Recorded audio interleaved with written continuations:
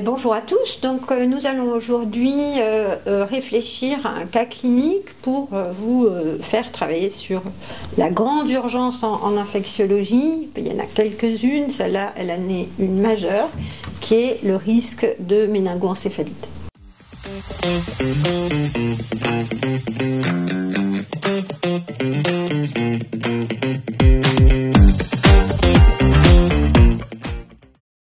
Donc, l'histoire de cette maladie qu'on va vous raconter immédiatement, c'est une jeune femme qui, en juillet 2022, est amenée par le SMUR une nuit de week-end aux urgences à l'hôpital central du service de santé des urgences à Nancy. Donc en fait, on va avoir une description des critères cliniques qu'on va retenir dès le départ et réfléchir comment le laboratoire va vous aider à prendre votre décision.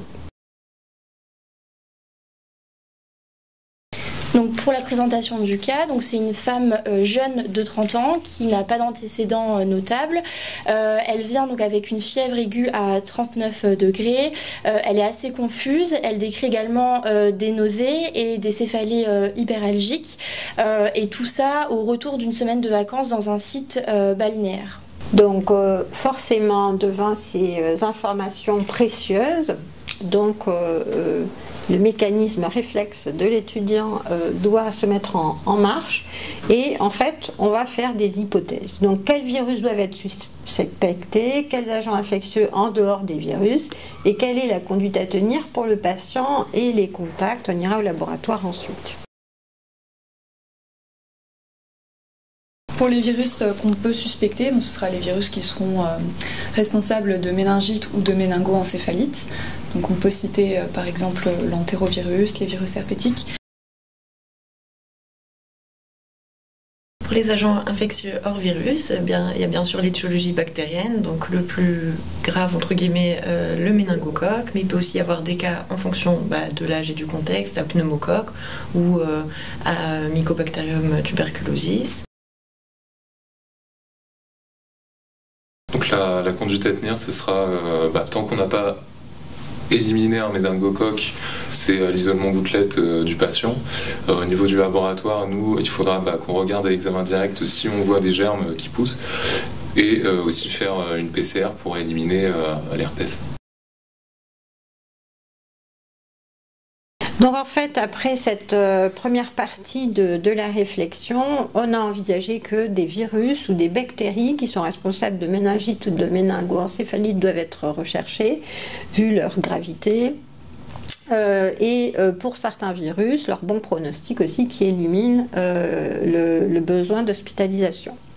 Donc en fonction aussi de l'épidémiologie, c'est-à-dire du moment de l'année, des circonstances dans lesquelles le patient a vécu dans les jours qui précèdent son arrivée dans le circuit de soins, on va faire des hypothèses par argument de fréquence, et ça c'est toujours un point qui est très intéressant à examiner. Donc par argument de fréquence, chez cette jeune femme qui revient, on vous dira tout d'Ibiza, vous pensez peut-être aussi aux entérovirus. Les entérovirus, c'est à peu près 80% des méningites qui n'ont pas de germes qui arrivent. Donc c'est une grosse partie quand même des méningites. Ça restera la moins grave, parce qu'il est beaucoup plus facile que la méningite à méningocoque ou celle herpétique qui nous fait plus peur. C'est une transmission qui est féco-orale, donc ça reste un entérovirus qui vient des intestins.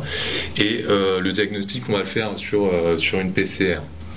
Et le gros diagnostic différentiel microbiologique, c'est tout le reste en virus. Et si on n'a pas l'examen direct, toutes les bactéries qu'on vient par exemple de citer précédemment. Ce qui nous fait peur, ça reste quand même la méningite herpétique.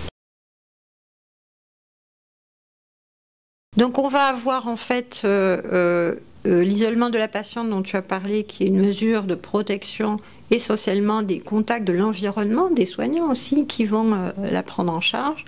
On aura une imagerie cérébrale qui va permettre d'autoriser une ponction lombaire, et dans cette ponction lombaire, on va examiner de la cytologie, de la biochimie et de la microbiologie sur plusieurs axes. Au niveau macroscopique, déjà, on va regarder l'aspect du liquide de ponction, donc notamment la couleur. En général, dans une méningite virale, c'est un liquide qui est plutôt de couleur assez claire.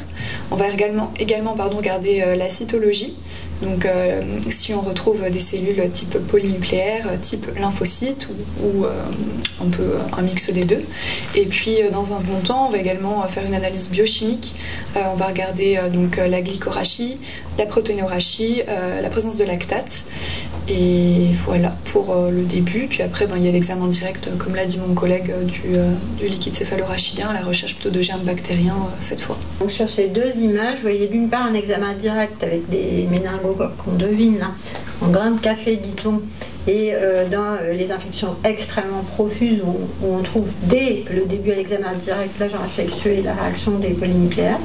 Puis là, vous avez l'outil clé de détection des virus avec une PCR dont le signal monte de façon proportionnelle en termes de point de sortie de la courbe sur notre graphe en fonction de la quantité initiale du virus ou de la bactérie qui a été détectée dans le liquide céphalorachidien. Très bien, je vous remercie pour votre participation.